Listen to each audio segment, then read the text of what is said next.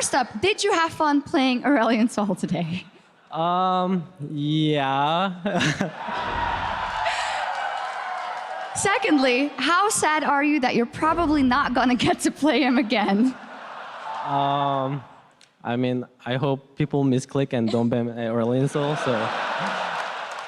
All jokes aside, you took down the Rox Tigers, and some teams have already done really good in the early game versus them, but it is so hard to close out. So why do you think that you guys succeed where the others failed? I guess like because of the Albus Nox defeat, like we were pretty like, I'll say, can I say tilted? Like we were pretty tilted, so we worked mentally really hard. Like I'll say we got a lot from that loss. So everyone mentality was like, we are not going to like get loose. We're going to concentrate until the game ends. So like that's why we were like on point on like what we wanted to do that game.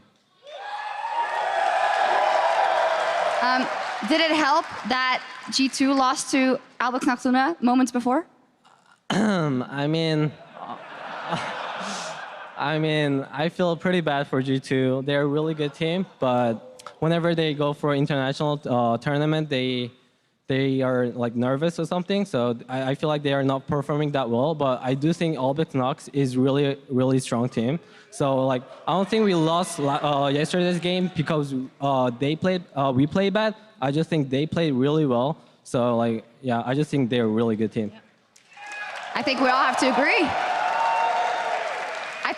agree. And that makes this group super interesting. So let me take it back a couple of months. MSI, CLG, not too much to be expected, rocking the NA jerseys, take down SKT tournament favorites, make it all the way to the final, blow everyone's minds. You take down Rox here. What can we expect from CLG?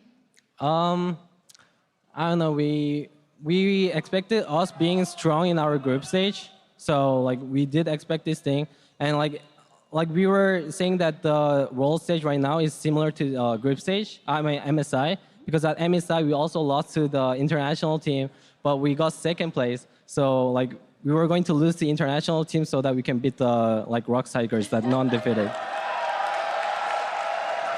All planned for CLG. Thank you so much, Huhi. Give it up one more time. CLG beating out Rox Analyst Desk. Take it away. Thank you, Shocks. Some fantastic insights there from Huhi about how the team recovered to get this victory against the Rox Tigers. Before we dive into it, I've got to welcome Jake Spawn Tiberi to the desk. So welcome. I'm glad you subbed in for that game. That's the game to sub in for, right? Yeah, it certainly is. I mean, CLG, another huge upset in a group stage of an international tournament. And one more time, Huhi just silencing haters everywhere with an outstanding performance. And I'm looking at this draft phase as well. The Aurelion Sol and the Gnar at the very end really sealed this composition away, and they didn't actually have 2 out of 3 winning lanes until they had that level 1 roam early in the game. Like it sealed everything together, and Huhi did spectacularly. It just shows why Aurelion Sol is such a power pick for CLG. It's been banned in their region, and every time that he gets to pull it out, they always go with this ridiculously unexpected play. Who does a level 1 roam to actually to the bottom lane at that? And most importantly, Caitlyn actually started traps to combo out with the Alistar. And this is what we talk about with Aurelion Sol. He kills the first wave so quickly, you have all the options. And normally you expect someone to go and take half of a jungle camp, but he walks all the way down to the bottom lane before Aframu goes for the flash pulverize. And Prey doesn't even bother using his summoner spells because that would just make him more vulnerable to a future gank. Yeah, and the consistent damage that came out of the Aurelion Sol just means that, you know, there's no way you can get out of that. He has such good mobility roaming down. But this is a composition that I think a lot of people will look at the surface and be like, the roams. But the sieging potential, it reminded me a lot of, you know, Veigar Caitlyn, because you cannot engage onto the Aurelion Sol because of the ultimate, because of the orbs. And the fact that Rox have still not picked a winning half of the map is somewhat upsetting me, because one more time they put Smeb into a bad matchup. There is absolutely no way mid lane gets any priority at that stage. That was a very strange draft out of Rox. Yeah, and to that point, I mean, they only had 1 game of Aurelion Sol themselves in the entire split, even playoffs. And the previous game we were talking about, maybe you just ban things that are, you're not going to play yourself, ban out the comfort picks out of the other team. And you know that CLG is going to play Aurelion Sol. It's an incredibly powerful pick. And just giving it away like that, I find that a little bit disrespectful. Yeah, and it's been such a crazy group, obviously, now. We have Albus Nox, Luna, Rox Tigers, and CLG sitting at 2-1. But I think the bigger question is, what's going on with Rox's early game? Yep. The first 13 minutes against Albus Nox, they were behind. They were down 5,000 gold against G2, 7,000 gold against CLG. These are gargantuan gold deficits at 20 minutes that you do not expect out of a team as good as Rox. And, you know, if you pull apart this draft, you have a look at it, and Rox is very much putting the microscope on bottom lane because they pick range support, they ban away Nami, they take Ezreal, which is definitely Prey's best carry. So they're looking for an advantage in that lane. But the fact that they're only looking at it through one lane and they don't have anywhere else on the map to assist that duo means that you can lane as good as you want. You're still going to have to push up. You're still going to leave yourself open to these ganks. And it's a change of the playstyle because before we had seen them play to the top side of the map. You know that Peanut and Smeb team up together and like to invade and create pressure a lot. But even seeing that Poppy pick as the final, a little bit surprising. I would have liked to see Smeb on the really hard carry. And obviously CLG with the preparation banning, the Rumble and the Cannon. But there are more carries in the top side. And we've been used to seeing Prey play a more utility role within the team. And seeing all the attention to the bottom side just maybe speaks to uncomfortable for Rox in the sense of playing towards the bottom side. Now, one of the easiest player of the game decisions we've probably ever made is going to go to Huhi on that Aurelion Sol. I mean, the pick itself, the way he played it, Shock said it on stage. Probably not going to see him on that champion again for the remainder of the tournament just based on this single performance. And you know, the way that the rest of the CLG members facilitate it, they play around him, they don't engage until he's actually there. I think that this team plays around any member incredibly well, and it was great to see Huhi get on a carry that he likes and play exceptionally well. And this is one of CLG's biggest strengths. Huhi slumped so much during the regular season. And we've seen this time and time again in esports. When a player slumps, he's off the team.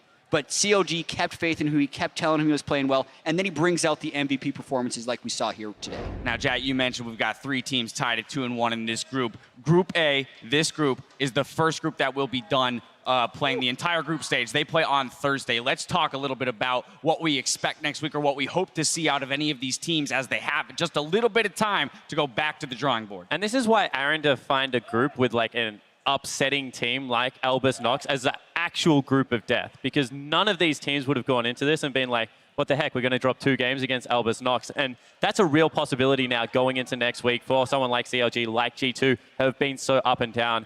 Reality, you just can't pick who's going to make it out of this group anymore. Yeah, I'm going to try. I mean, it's always fun to try and predict things. I think Albus Nox Luna has been spectacular with the 2-1, but based on the overall strength of CLG, they look like they played the best this week, and I think Rox Tigers will adapt better in the week in between, so I still have it. Well, now I have it with Rox 1 CLG 2, whereas my pick'em had G2 at number 2, and I don't think that's going to happen anymore.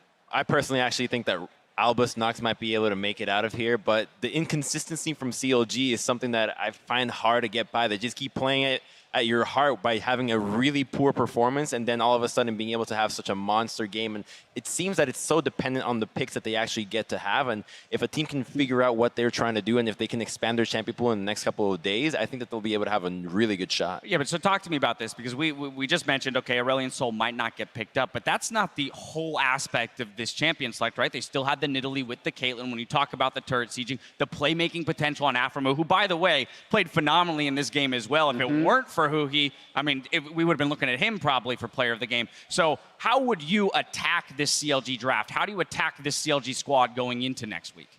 You look at this one in particular, I think you do take away the Aurelion Sol, and maybe you take away the Caitlyn. It's in a super simplistic sense, if you take all the prep out of it, what have they most succeeded with, and what are the linchpins to those compositions? They succeeded with Caitlyn Nami in game 1 against G2, and they succeeded with the Aurelion Sol and the Caitlyn here. So I think those are 2 big bans. Yeah, I think the other option is you just go hard at the solo laners. I mean, you get Smeb on a better matchup and you take away the Aurelion Sol, and you just say, you know what, you can snowboard bottom lane as much as you want. We still have Peanut running around with Smeb on the top side of the map, and, you know, we're going to be able to take it to you there. And I also think that, you know, Smurf showed today that if you get him a favorable matchup against a good top laner, he's still going to be able to go to town. So I think that the solo lanes are still a big question for me about CLG. I think that their jungler, fantastic. Their duo lane is also very, very good. But I still have big questions about Huhi not on ASOL as well as Darshan.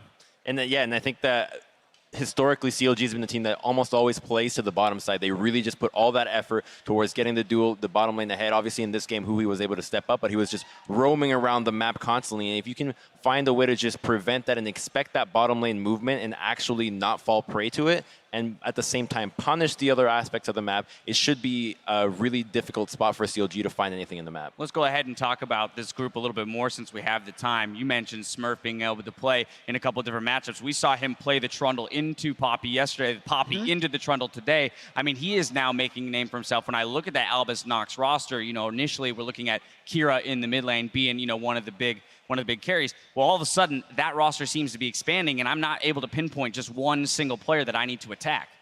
Yeah, I would agree with that Albus Nox Luna team, but the main thing to me about Albus Nox has been Lacrit's ability to surprise people and just play different than everyone else is practicing against. As far as the overall picture of how could the wildcard team succeed, they're not in the same practice environment that everyone else has been in. We're very much turning into this global game and global meta, but Albus Nox is apart from that.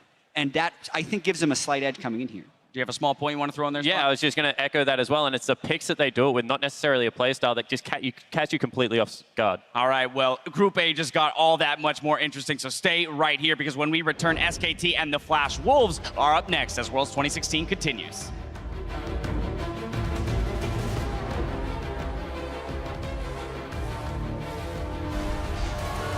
Sighting of Aurelion Sol as well, back enabled today. Huhi on his trademark. This is the champion that threw off RNG. He actually goes right by it, but Huhi level right one down. roam. Prey gets hit. Yes, it is the roam.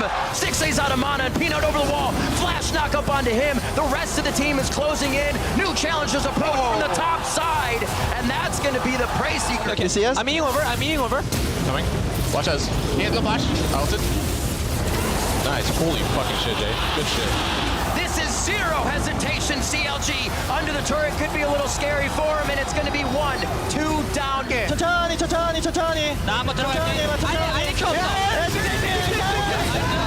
Here's your test, Papa. Very thanky.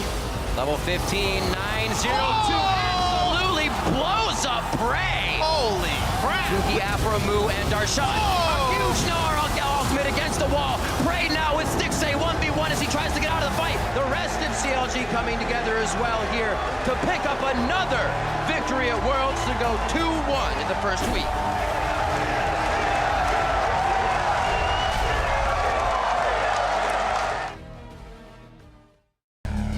Dare.